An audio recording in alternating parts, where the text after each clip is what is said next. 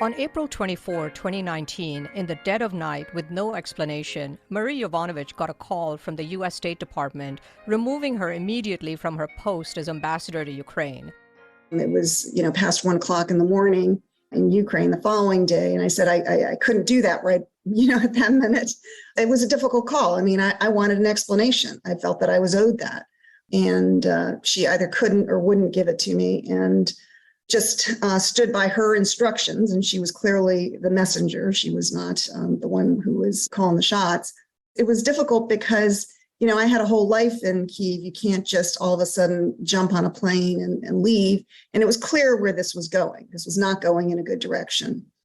A few days later, back in Washington, D.C., a shell-shocked Yovanovitch learned the extraordinary details of why she had been fired from her job. Hello, everyone. This is When It Mattered. I'm Chitra Raghavan. After the shock wore off, Ambassador Yovanovitch decided to fight back. Pilloried by the right-wing media, she publicly testified in Congress under oath during Trump's impeachment hearings, resulting in his first of 2 impeachments. Yovanovitch has written a fascinating new memoir called Lessons from the Edge, in which she systematically lays out the months-long attempts by Trump and his cronies to ruin her reputation and subvert democracy using a foreign power, Ukraine. And she describes how she seized back her narrative from the former president.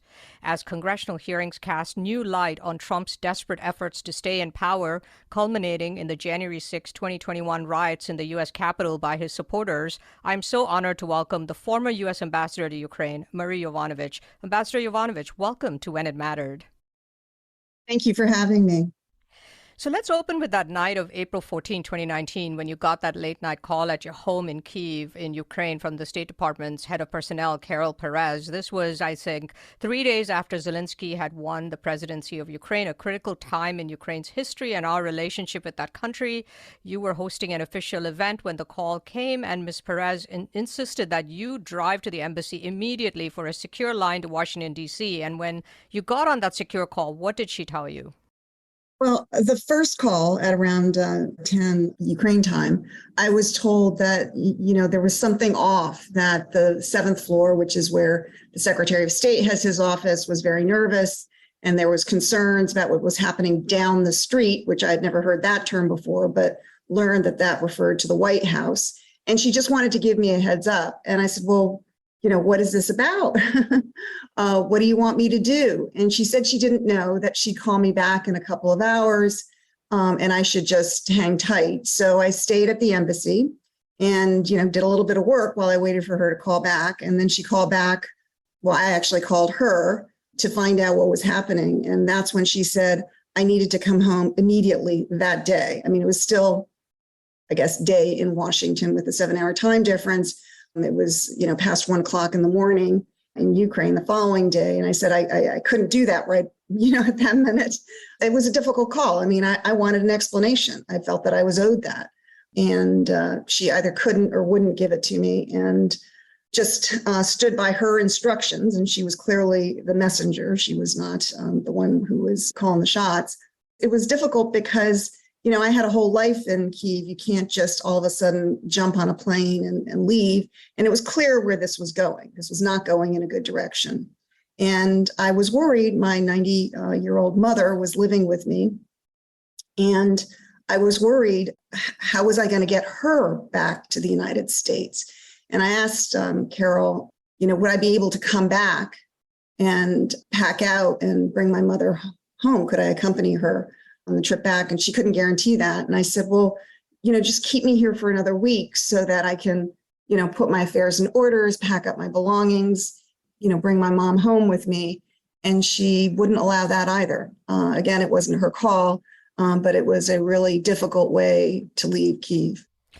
My goodness. And what a chaotic situation. So you leave everything behind and you get back to Washington, D.C. And a few days later, I guess you go to the State Department to figure out what had happened. So what did you learn and who did you learn it from? So Deputy Secretary of State Sullivan saw me and basically told me that the White House, President Trump, was insisting that I depart Ukraine, and the timing was up to me. He said I would be allowed to return to pick up my mom and pack up my things. But, it was clear that they wanted me out of Ukraine as quickly as possible. And it was clear that what the concern was is that if I didn't hurry this process along, that I would be fired by tweet, as the previous Secretary of State had been. That was obviously a concern for the State Department. And they said that this was for my protection. But even at the time, as upset as I was, I knew it wasn't about protecting me. It was about protecting Secretary of State Pompeo, the State Department, and the President of the United States. Because if the President of the United States fired an ambassador by tweet, there would be a lot of questions. And what was the urgency? Why did they believe that he was about to potentially fire you by tweet? Why that urgency that night to get you back and remove you from your post? Well, it's a good question, but I guess, the drumbeat had been going on for over a year among certain circles around President Trump, not within the government, but outside the government. Mayor Giuliani, who was his private attorney, and people affiliated and associated with him, as well as others who I guess had their own reasons for wanting me gone. And the crazy thing is that presidents get to nominate their own ambassadors and they get to remove their own ambassadors. They don't have to start a whole smear campaign to get them out of the country. And that was the tip-off. That was the tell that there were other things that were happening here. And for those who were paying attention, which was, the press and other people who watched the Ukraine account and the Russia account, as well as bad actors who are watching everything that we're doing, they were noticing this. And then when I was removed at the behest of corrupt Ukrainians partnering with Giuliani, I think the message went out, that you can manipulate this government if you don't like what the ambassador is doing. And just to remind the audience, what I was doing was fulfilling our U.S. policy. We had a strong anti-corruption policy. Ukraine itself had a strong anti-corruption policy, and we were working on that agenda, but it's a difficult one, and it's hard to move things forward. And so, there were a lot of resistors, including Giuliani's Ukrainian partners. And let's go into that a little bit. There were like 4 or 5 different goals in this attempt to get you out by maligning your reputation and then pulling you out, right? There were multiple goals and multiple cast of characters in this amazing story. Can you just list sort of those key goals? You mentioned one, which is like you've had a whole career, 33 years in the State Department, fighting corruption, fostering democratic principles around the world, and they wanted you out because why? Well, anytime you reform, whether it's in the U.S. or in Ukraine or another country, you are changing things. And so somebody who's benefiting from the status quo, perhaps legally, but perhaps corruptly, is unhappy, right? And so they're going to resist and they're going to fight back. And that was very true in Ukraine.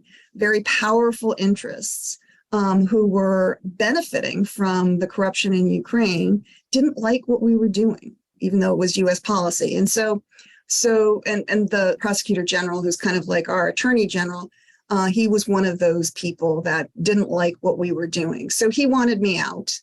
And he apparently made a deal with Giuliani that if Giuliani would see to it that I was removed, he would see what he could do about investigating the Biden family, which was what Giuliani's goal was, because the Trump people feared that Biden would be the competitor, the Democratic rival in upcoming presidential elections, and they wanted to uncover dirt they believed was in Ukraine. And as Giuliani said later on publicly in May, Giuliani believed that I would stand in the way of those baseless investigations, basically. I think that was one of the primary things. I think Poroshenko was hoping that through this deal, Trump would perhaps endorse him for president because he was running for election in 2019. I think there were energy interests that were separate but related in a certain way that felt that they would benefit if I was gone and no longer taking such an active interest in energy policy, which is one of the big areas where there's corruption because there's a lot of money there, right? So there are a lot of sordid backroom deals that happen in gas and oil in Ukraine. There was a multi-billion-dollar potential energy contract, right, with the Ukraine gas company and a Florida billionaire who had access to Donald Trump, for instance. Like there was huge money at stake. Yeah, huge money at stake. And I think that, it's possible that we'll find out even more as, there are more investigations and more books are written about those years. And it also would give Rudy Giuliani legitimacy and credibility if he was able to move you out, because it showed the Ukrainian factions that wanted to work with him that he had power at the White House. So there was layers of motives behind this attempt to ruin your reputation and then to pull you out of the country. And it's kind of ironic given your strong history throughout your career and actually fighting corruption, and there's sort of this rich irony to the whole thing. So when you first started hearing about this, not that night when you heard from Carol Perez, right? You had this feeling that you were ultimately going to get recalled because your friends at the high levels in the Ukrainian government and in the State Department had been telling you that some of this stuff was going on, right? Well, not at the State Department, because, I would call back to the State Department and the NSC and ask them, this is what I'm being told. I'm being told that, Lutsenko and Giuliani have this deal. And people were like, no, that's, we don't know anything about that. You're doing a great job. You're following, you're implementing our policy. And in fact, the State Department in early March asked me to stay on an additional year. And then several weeks later, there was the beginning of the public campaign to smear me and, pave the way for my removal. So it was really kind of head spinning. On the one hand, professional Washington is saying, you're doing a great job. You're implementing our policies. We want you to stay. And on the other hand, there's this parallel track of, frankly, bad actors in the U.S. and bad actors in Ukraine who are doing their best to undermine me, but also our policy. And that is a very dangerous thing.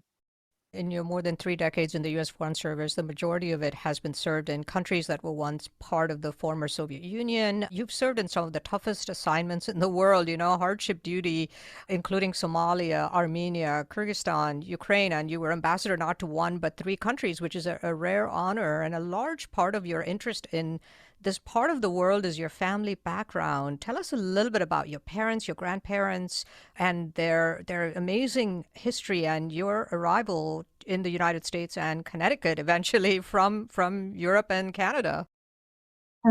Well, as you point out, my family is from Europe. I'm half Russian. I'm from both sides of my family, and both of my parents grew up in autocratic regimes. Both of them were eventually stateless, and that is a very precarious thing if you are growing up during World War II and you are stateless. And so when they finally made their way to the United States with me, they were just grateful to have found safe haven, a place where there's freedom and you have freedom of worship, freedom of speech, opportunity for their children and for themselves. And they brought us up to be grateful for that, and told us that, even though we didn't have a lot materially, but that we were lucky, we were the fortunate ones, and we needed to give back. And so, there were a lot of detours in my life, as often happens. But eventually I found my way to the Foreign Service because it married up my desire to serve the American people with my desire to pursue, my interests in foreign policy, in history, in politics, in travel. And so it was the right career for me. What was that pivotal moment that led you to join the Foreign Service? Was there an aha moment?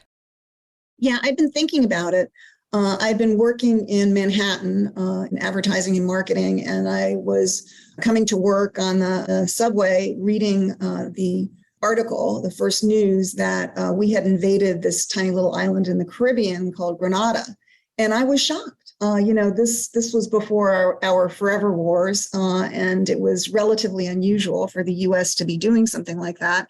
And it just seemed to me, based on what I knew at the time, this couldn't be right. And I was all full of this article and what did this mean? And I walked into the office, and the designer and the copy editor and production person were all like looking at a graphic.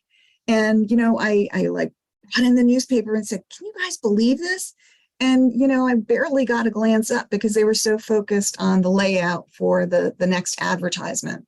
And my aha moment was, I need to be in a career where everybody goes, yeah, we need to be debating this. We need to be discussing this. And is this the right thing, the wrong thing? What's our next step and everything else? And I realized that I needed to do something in my career, in my professional life that was closer to my interests. And so that's when I really turned back to the idea of joining the Foreign Service and put in my name for, taking the exam and so forth. And give us a brief description of your career trajectory, some of the key countries you were in and things that you were really proud of doing in those countries.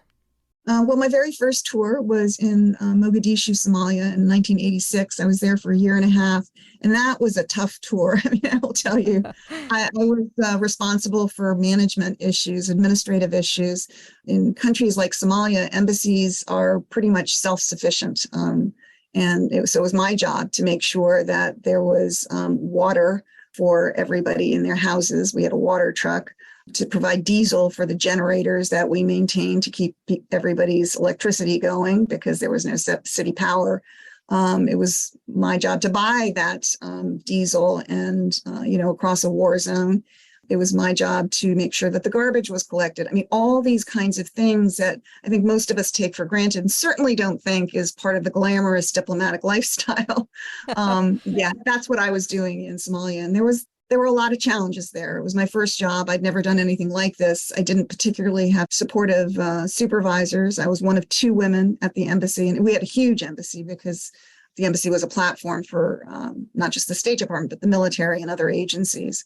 And so it was rough times. When I left Somalia, I thought I had put in a bid to go to London, and I thought I was going to London in order to quit the Foreign Service, to start interviewing in a country like London, where I knew there would be jobs for Americans. And instead, what I found in London was my career, because I had very supportive supervisors. I had lots of opportunities.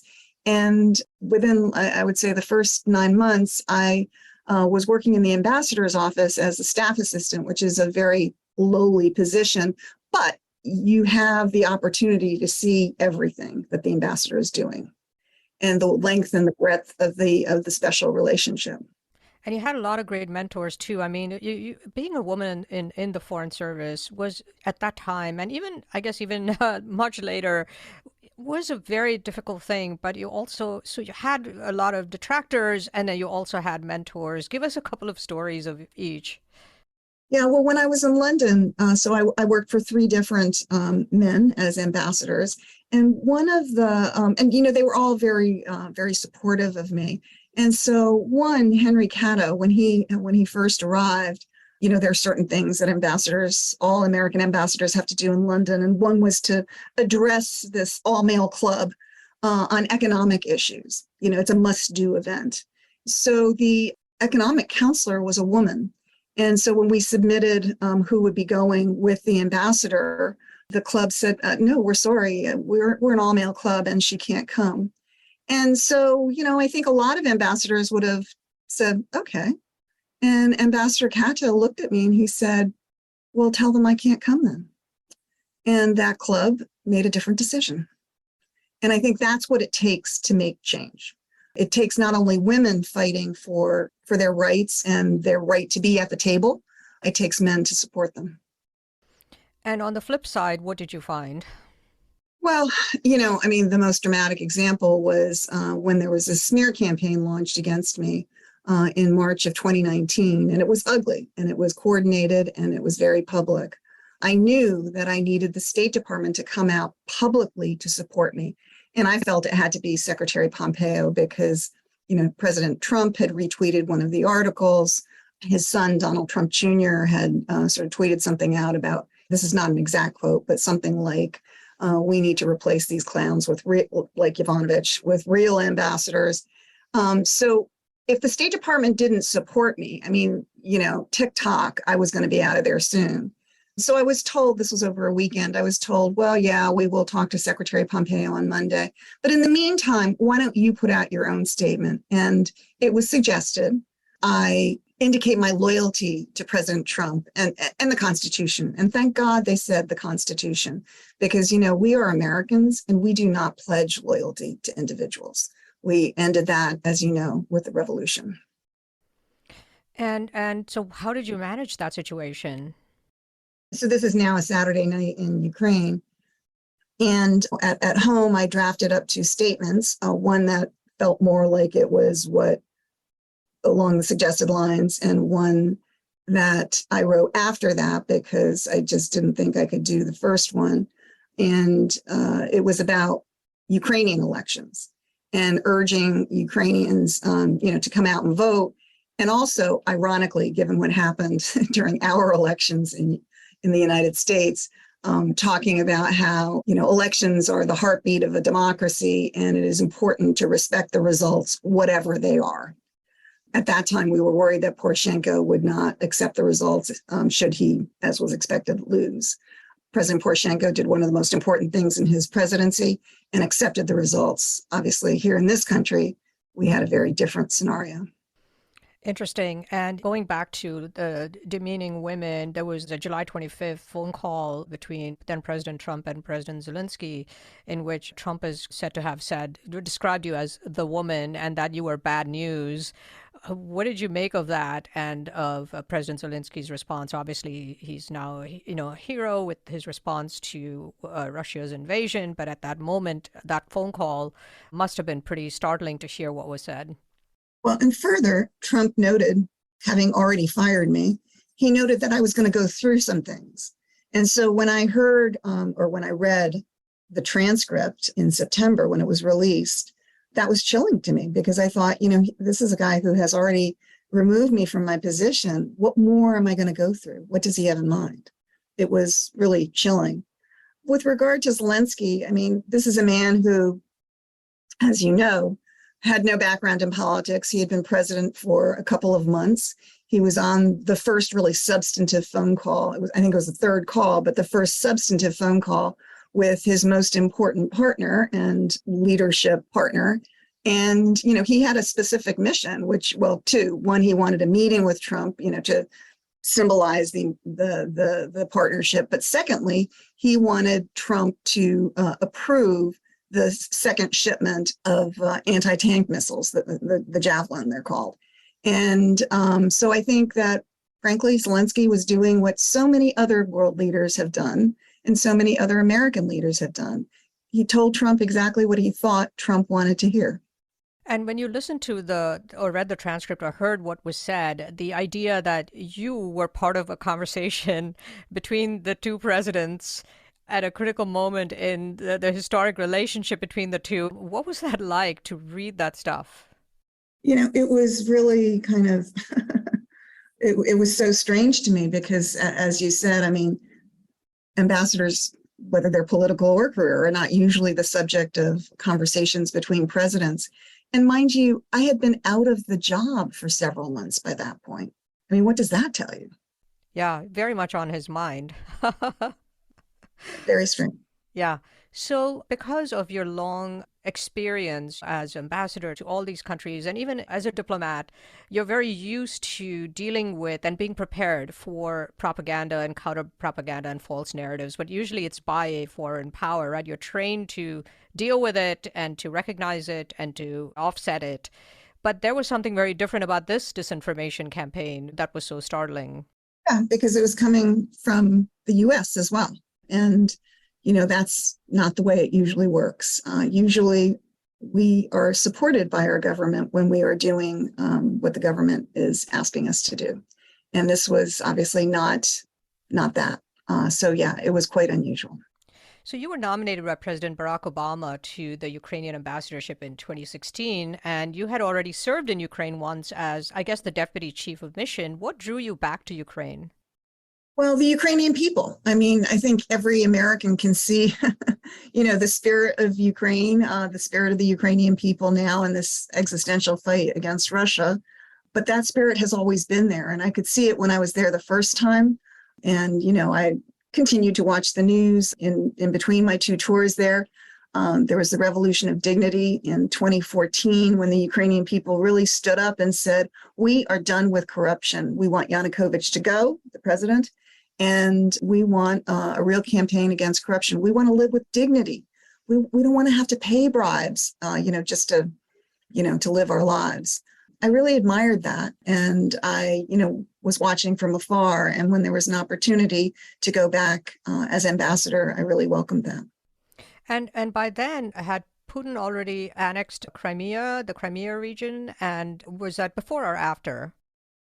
Yeah, so the Revolution of Dignity was started in November of 2013 and ended in February 2014.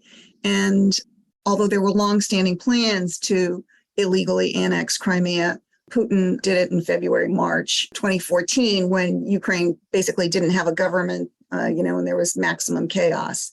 And he was able to do that almost without firing a shot. And then a month later, he started the war in Donbass, which he continued for the next 8 years. And, we sometimes forget that was a hot war in the middle of Europe. 2 or 3 Ukrainians died every week. And then when he thought the time was right, he expanded the war mightily on February 24th of this year.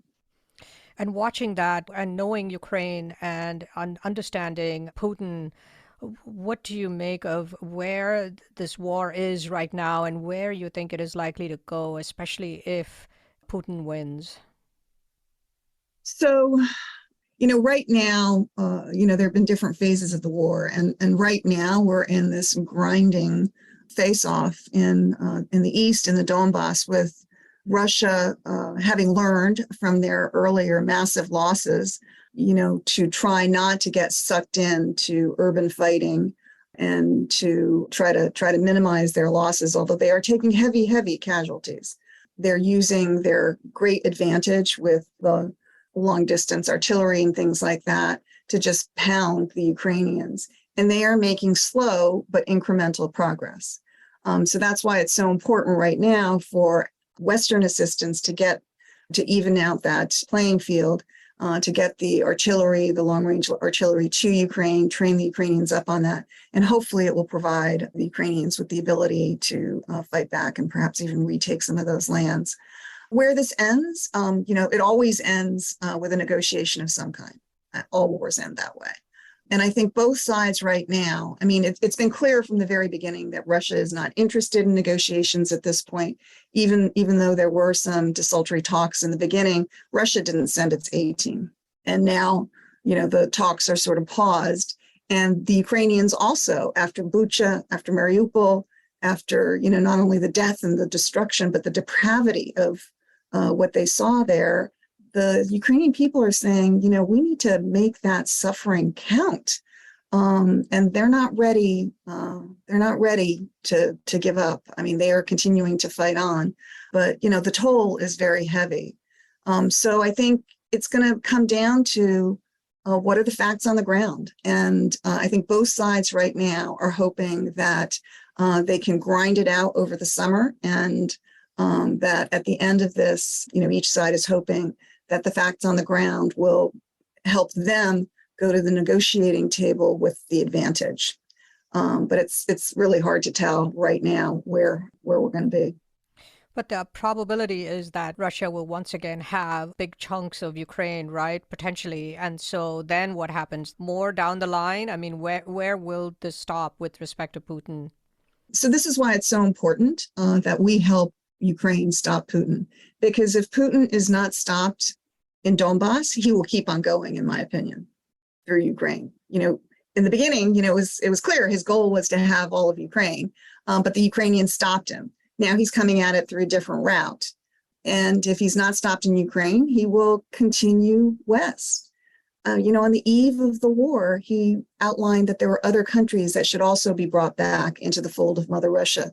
Last week, he compared himself to Peter the Great and, his sacred task of returning the lands to the motherland. So, his agenda is pretty clear. And I think it is better if Putin is stopped in Ukraine than if he needs to be stopped elsewhere. Bottom line, my view is that we deal with Putin now, or we have to deal with him later. And how do you deal with him? Is it the U.S. and its allies doing everything they can? Should they be doing something differently? How do you stop Putin in his tracks? Well, I think, more. I think that the basic policy is right, but I think we need to keep on arming and rearming so that the Ukrainians can continue to fight as long as they are able and willing. One of the things that was very, very clear in your book is the role of the State Department, the importance of diplomacy, the importance of the role of the ambassador in countries, and the important work that they do in fostering democratic principles and preventing sort of corruption and all of the stuff that go against American values, make sure American funds are being well spent. And at the end of the Trump administration, as you pointed out, the department had been gutted and weakened, right, politicized under two secretaries of state, Rex Tillerson and Mike Pompeo. And what do you see as the future of the State Department, especially given the response that you saw from them when you were under attack? And how does one rebuild and actually make a difference in the world after something like that? Well, I think that the State Department is under new management now. I think that Tony Blinken is committed to rebuilding the State Department and is taking certain steps in that direction, including by, recruiting not only entry level, but also people at more senior levels that are principled and experienced and professional. And I think there are a number of efforts underway right now with regard to reform of the State Department. The State Department, the last legislation for the State Department was in 1980. That's a long time ago. And, we have, completely different society in the United States now. And we have different challenges in the world. And so I think we need to think hard about what those challenges are. What are the tools that we need to address them? What are the policies that we need, both personnel and policy? And, put that down in legislation. Get a champion, both in the executive branch, who should be the Secretary of State, but also on the Hill. And I think we need to tell our story to the American people, because I think diplomacy isn't necessarily well understood. I mean, the American people understand what the military does, not only the military writ large, but, all of the sub branches, right? The Marines, what the Air Force does and so forth. We think we know what the CIA does. And with the State Department, it's less well known because if we're doing our job right, we shouldn't be hitting the headlines if we are successful. And we can't always be successful because, that's not always the hand that you're dealt. But, George Shultz, Ronald Reagan's Secretary of State, used to talk about it as tending the garden. Every day you are maintaining and building relations with our allies and partners, but also with our adversaries. And he likened it to a garden where every day you have to get in there and you have to nurture the beautiful flowers, but you also have to nip the weeds and the buds so that they don't get out of control in the garden. And that's what diplomats do, so that hopefully we never have to deploy our military. You talked about how you had hoped that the State Department would back you and fight for you in order to clear your name, but that clearly didn't happen. And not only that, they were initially against you testifying, right, under oath as a sort of a star witness in the impeachment inquiry, which focused on Trump's dealings with Ukraine. Why did you decide to testify, and how difficult was it given your long tenure at the State Department and your loyalty to the department and to diplomacy? Was very difficult because, I'm I'm not a rock the boat type of person. Yes, we have policy debates, but, once a decision is made by higher ups, I implement. And so, this was kind of the same, where I was specifically told, and then my lawyers were told, that I and other witnesses shouldn't participate in the impeachment inquiry. As I thought about it, this was a completely legitimate undertaking by the Congress. Congress is a co-equal branch with the executive branch.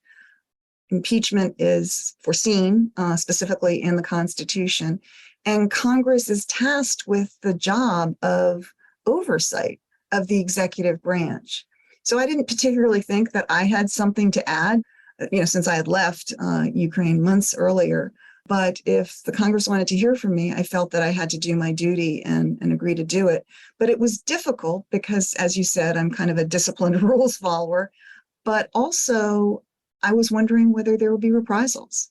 And Trump's comment to Zelensky that she's going to be going through some things, he'd already fired me. What more was I going to go through? And if I testified, would there be reprisals? And so none of us knew, but I think all of us made the decision that our greater loyalty was to the Constitution. And after you testified, you received hundreds of supportive letters and all kinds of accolades. And I think you had a puppy named after you, a dolphin named after you. You were called a badass. You got like you're a badass cards. You were featured on Saturday Night Live, which was a very funny skit that I watched today.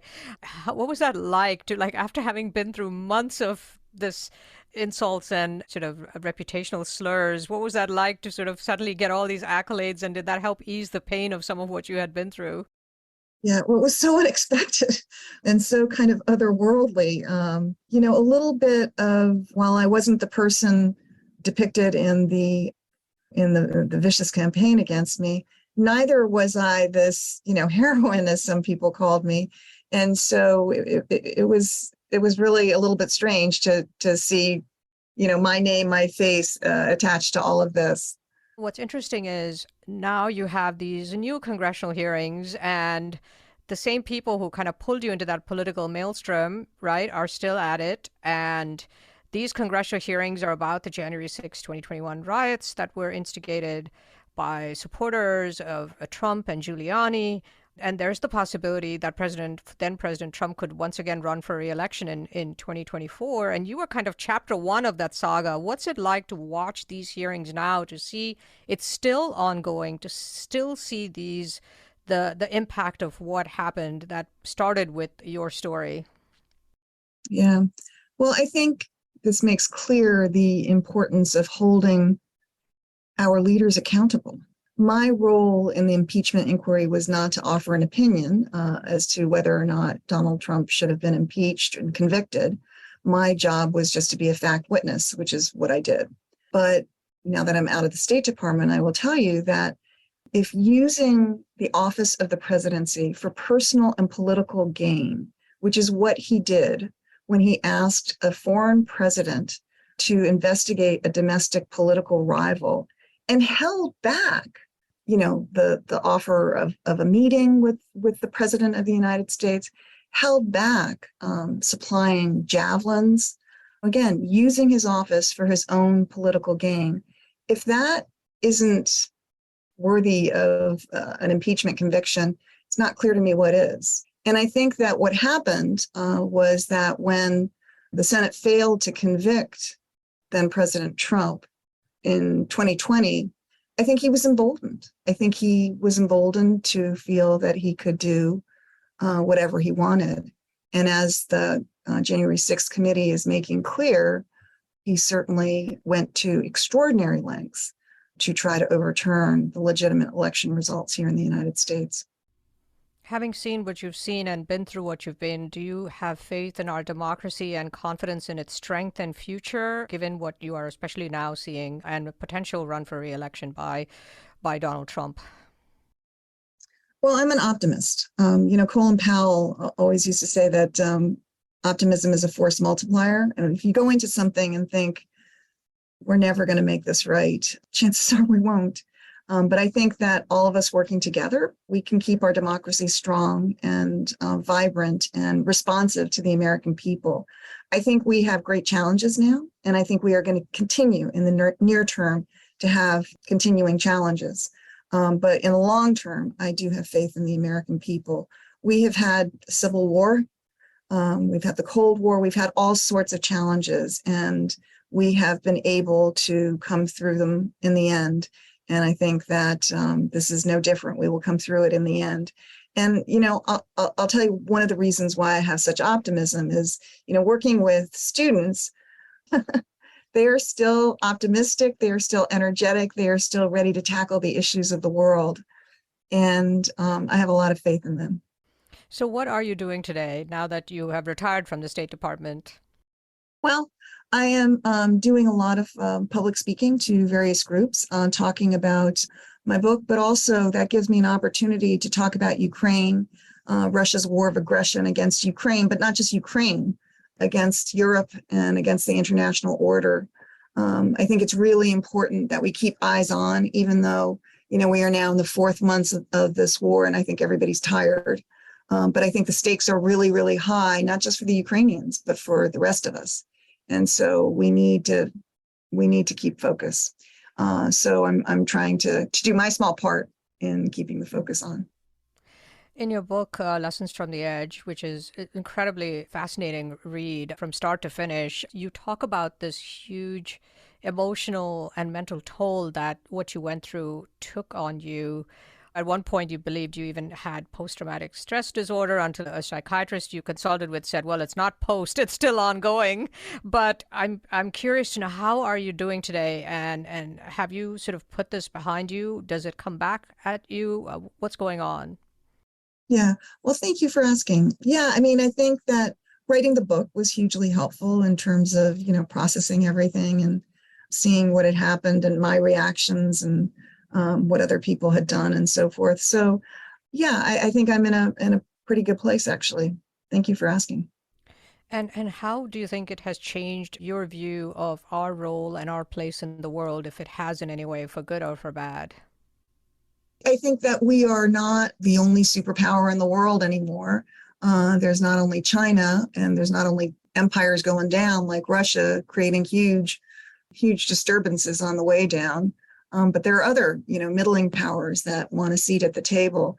And so, I'm really with Bill Burns, who, had been at the State Department, is now director of the CIA, who says that the U.S. needs to figure out how to be the pivotal power. In other words, not the superpower, but the power that has kind of the last word and is able to throw its weight to get events and decisions moving in a way that benefits not just us, but other countries as well.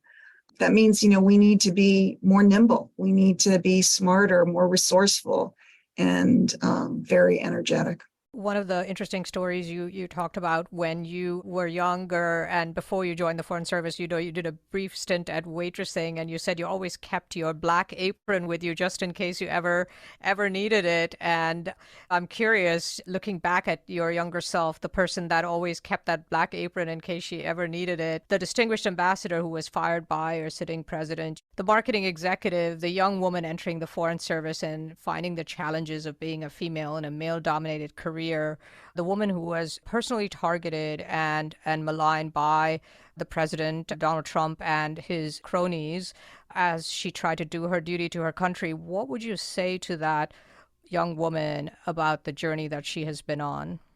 Well, it's a pretty improbable journey. I think, I don't think any of my professors at Princeton would have expected me to, to have a successful diplomatic career, let alone be an ambassador. I think when they visited me abroad, they were always a little bemused. But I think, it speaks to the power of perseverance. That black apron, which I still have, by the way, to hope for the best and work for the best, but also make sure you have plans in case worse things happen. And, the need to be resilient. And finally, to really enjoy what you're doing, because I think, all of us spend so much time at work. We need to like what we're doing, because I think that's when you really bring your heart and soul to it, and that's when you're most successful. Ambassador Yovanovitch, thank you so much for joining me on When It Mattered and for this fascinating conversation. It's been an honor and a pleasure. Thank you for having me. Marie Yovanovitch served as U.S. Ambassador to Ukraine, Armenia, and Kyrgyzstan during her distinguished 33-year diplomatic career in the U.S. Foreign Service. She retired from the State Department in 2020 and is a senior fellow at the Carnegie Endowment for International Peace and a non-resident fellow at Georgetown University. She has received multiple awards, including the Presidential Distinguished Service Award twice, the Secretary's Diplomacy for Freedom Award, the Trainer Award for Excellence in the Conduct of Diplomacy, and the Penn Benenson Courage Award. Yovanovitch is the author of a riveting new memoir, Lessons from the Edge. I highly recommend it. This is When It Mattered. I'm Chitra Raghavan. When It Mattered is a podcast from Good Story, an advisory firm helping technology startups with brand strategy, positioning, and narrative. Our producer is Jeremy Kaur, founder and CEO of Executive Podcasting Solutions, with production assistance from Kate Cruz. Our creative advisor is Adi Wineland, and our research and logistics lead is Sarah Muller. Don't forget to subscribe to the show on Apple Podcasts or your preferred podcast platform. And if you like the show, please rate it 5 stars, leave a review, and do recommend it to your friends, family, and colleagues. For questions, comments, and transcripts, please visit our website at goodstory.io or send us an email at podcast@goodstory.io. Join us next week for another episode of When It Mattered. I'll see you then.